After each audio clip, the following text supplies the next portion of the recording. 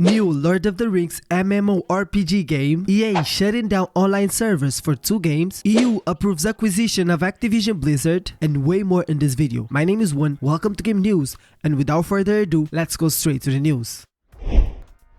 As always, let's first go over some of the fast news. If you are an Xbox Game Pass Ultimate subscriber, you can claim 4 games right now and get another title, FIFA 23, tomorrow. This month's selection of games includes OA, Peak Blinders Mastermind, Portal Royale 3, and Star Wars Episode 1 Racer. PS Plus Premium members get ready to earn some trophies in the new classic games coming to the service this May. Blade Dancer Lineage of Light and Pursue Force will have trophy support on day 1, and you can earn up to 28 and 31 trophies respectively. You will also get to play Siphon Filter, Logan's Shadow, and Ghostbuster, the video game remaster in the classic catalog. You can now play one of the best games of 2023 for free. Guys, EA has just released a 90-minute demo of the Dead Space remake on Steam. It is a full remake of a classic game and it's been impressing a lot of people with its horror aesthetics and immersive gameplay. Plus, the demo lets you play the whole game with the only limit being time. So head over to Steam and give it a try. Guys, with the Street Fighter 6 open beta just around the corner, we now know the characters that will be available for us to play with. And they are Chun-Li, Guile, Jamie, Judy, Ken, Kimberly, Luke, and Rio. Warzone 2 fans, we have some news about the latest update. Ravensoft has temporarily disabled the ability to stock per packages in backpacks due to an exploit that allows players to have an unlimited amount of lethal equipment items. This has caused a stir in the Warzone 2 community as many players were using this glitch to gain an unfair advantage in ranked matches. Ravensoft is working hard to fix this issue as soon as possible, and we can expect the feature to be back up and running soon. In the meantime, let's enjoy the game as it is and wait for the fix to come.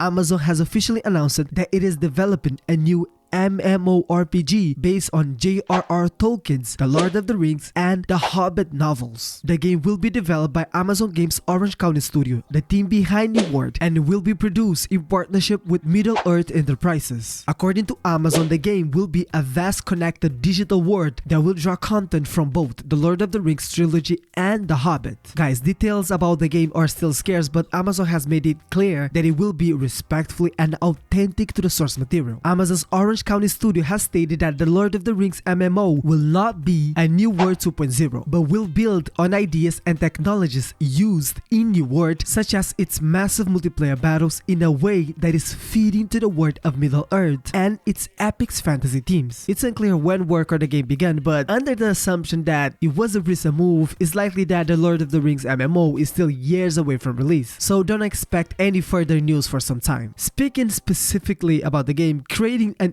MMO based on the stories of Middle-earth is an easy and difficult task at the same time. It is easy because the story, the map, the characters, the interactions between the characters, the items, and many other things that are relevant in an MMORPG are already ready. The studio will only have the work of adapting them to the video game media. But it will be difficult because as everything is already predetermined, innovating in a way that doesn't disturb the original story will be a challenge.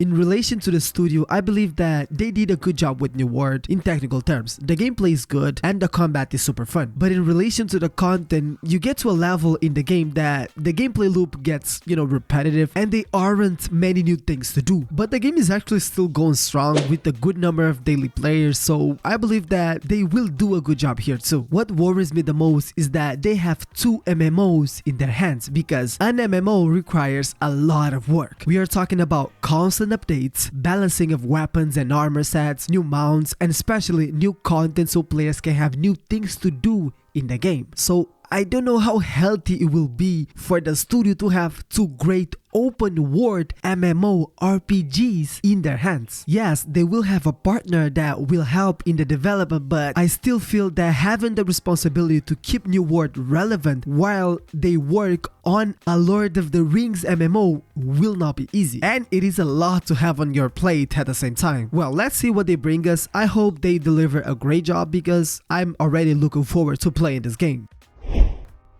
Guys, Blizzard's new announcement has sparked concern within the Diablo community. Players have been enjoying the gameplay of Diablo 4 but were apprehensive about the inclusion of a battle pass system and premium cosmetics, especially after the controversy surrounding the Overwatch 2 monetization approach. So the in-game shop in Diablo 4 will feature a premium currency known as Platinum. With Platinum, you can directly purchase cosmetics to each of the 5 classes introduced in the game. Blizzard has assured us that the shop will frequently rotate its stocks, ensuring fresh options for players. Additionally, there will be a battle pass system offering standard, premium, and accelerated options. But the Diablo 4 battle pass can only be purchased using Platinum. However, it is important to note that the $29.99 accelerated battle pass will not provide enough Platinum to outright buy the next battle pass, differentiating Diablo 4 from free-to-play titles like Fortnite. And one of the most intriguing aspects of Diablo 4's in-game shop is its intelligence feature,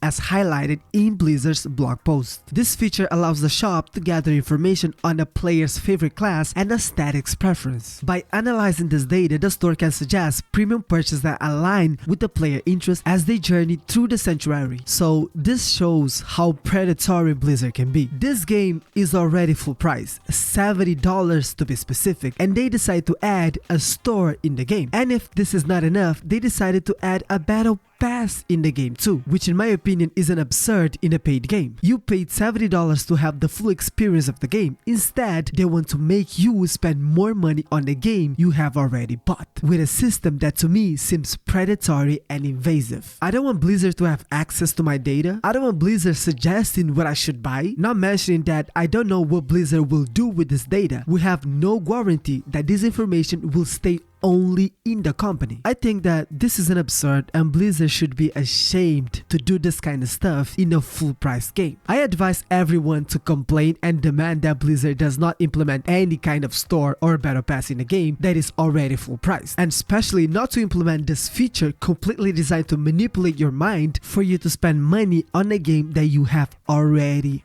bought. Blizzard is right now one of the worst companies in the video game industry. This kind of stuff is unacceptable. Guys, Electronic Arts, one of the biggest video game publishers in the world, has confirmed that it is shutting down the online servers for 2 more of its games, Kingdoms of Amalur: Reckoning and Warp. This news comes as no surprise, as EA has been shutting down online servers for many of its older games over the years. Fans of these games can at least take solace in the fact that they are getting advance notice. EA has a long list of games that it has already shut down online servers, and many more are scheduled to be shut down later this year. One of the most significant shutdowns happened earlier this year when EA shut down the online servers for the Medal of Honor games. While it was disappointing for people to see the service end, the latest games getting their online service shut down didn't have extensive online options anyway. Kingdoms of Amalur is primarily a single-player action RPG, while Warp is a single-player puzzle stealth game. Kingdoms of Amalur did feature an online pass that granted players extra content, while Warp featured online leaderboards. Unlikely when Medal of Honor online servers shut down, it is unlikely that many people are going to be too upset about Kingdoms of Amalur and Warp losing their online service. After all, there is a newer version of Kingdoms of Amalur available to play anyway. As for Warp, the game is not backward compatible, so it wasn't playable on newer hardware anyway. This means it's unlikely that all that many gamers are going to be impacted by having its online servers end. Even so, it is always a sad development whenever any game loses some of its functionality.